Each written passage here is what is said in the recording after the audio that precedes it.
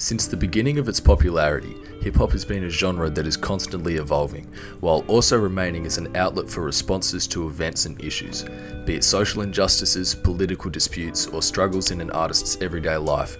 Rap has managed to stay as a platform for discussion and response. However, as time has gone by, we have seen the way that these ideas are conveyed be changed and varied as new artists have innovated new sounds to deliver to their fans in order to keep their music interesting. As hip-hop aged through the 80s and 90s, the way that rappers presented their music sounded vastly different to how it has in the last 5 to 10 years. But the fact that someone like Future talks about his experiences with lean and Codeine Crazy is such a contrast to how rappers in the 90s would discuss their issues doesn't mean that either way is necessarily bad. What it shows is that in the current hip-hop landscape, people are fine with somebody making music that can be reliant on the production with slightly lacking lyrical ability and articulation, because their voice, when used in other ways, can be so compelling. It shows change, and whether you think that change is good or bad is up to you. As each decade has come to a close and the next has begun, there has always been somewhat a shift in what is appealing to the masses in hip-hop. In the 90s, many artists like Nas, Tupac, Outkast, Jay-Z and Biggie were popularizing music that tackled topics in a way that relied on their ability to write and deliver a compelling verse. As we moved into the early 2000s, this changed as G-Funk helped commercialize hip-hop and make it a genre that appealed to a wider group of people, while at the same time artists like Kanye West were making light-hearted yet insightful projects about the struggles that he'd witnessed or been privy to experiencing in his life. He would also go on to influence one of the biggest waves in hip-hop with his 808s and Heartbreak record in 2008. There was also much more happening, with many subgenres of hip-hop being born around this time thanks to artists like Eminem,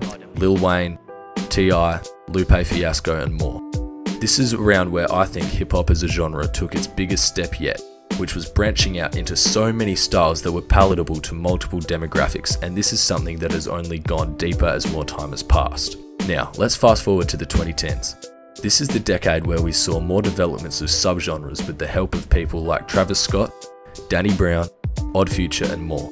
We saw Mac Miller, Future, J. Cole, Drake, Kendrick Lamar, Young Thug and many other rappers that were considered new school for that decade. Artists like them, alongside the introduction and development of trap as a legitimate subgenre of hip-hop, has played a huge part in how the culture has evolved in the last 5 or so years. This has led to subgenres of trap being spearheaded by artists like Lil Peep and Juice WRLD, as well as the inaccurately negative use of the term mumble rap, and multiple lyrical miracle rappers becoming increasingly combative against the genre for its lack of lyrical substance. These things, alongside some of the most extraordinary bodies of work released throughout the 2010s, is what brought hip-hop to where it is right now in 2021. I personally think that rap as an entire genre is in an incredibly good place right now. We have great music dropping each year from fantastic artists, enough so that the less impressive artists can be ignored. This has been achieved through the beefs of the last decade, the best albums, the worst, and the capitalization of the internet. Many acts like BB No Money and DaBaby have seen success because of a single going viral, which wasn't something that could be hoped for 25 years prior. So here we are, in 2021. Over the last few years, there have been many artists emerging to begin what could be a great decade for themselves. Rappers like Cordae, Polo G, Roddy Ricch, Lil Baby and NLE Choppa are already making a big splash with their recent releases, and I think that is a fantastic thing.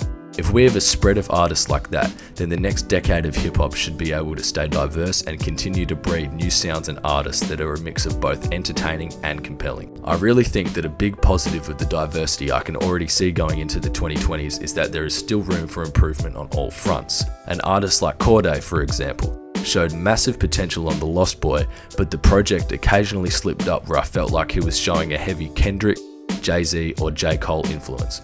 Obviously showing influences is fine, but to become a truly great artist, I think that you need to develop and solidify a sound that you are universally known for. I have no doubt that in the years to come, Cordae will more than easily be able to do that.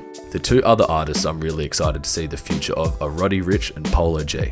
Roddy Ricch, the guy who became a phenomenon off of his hit single The Box, is definitely one of the most raw talents I've seen in recent years. He has the vocal abilities of a Young Thug. I think if given the right help and direction that he could take rap in new, unseen directions. I think Polo G could have the same effect on the genre without a doubt, but for different reasons.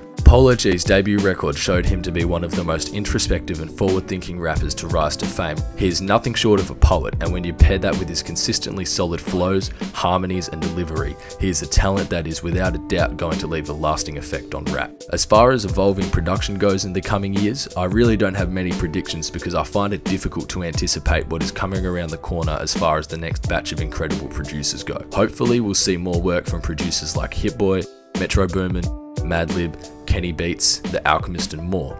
I do hope that more rappers dip their toes into producing though, because there has been some really successful results of that being done in the past. Just before I finish off, I feel like it's worth making the note that people are going to have to be ready for more change to come to hip hop as we move into the next decade of the genre's existence. Rap has been able to stay so relevant for so long simply because of its never-ending development and expansion into new sounds, so people need to be welcoming these new talents and leaving the new trash at the door.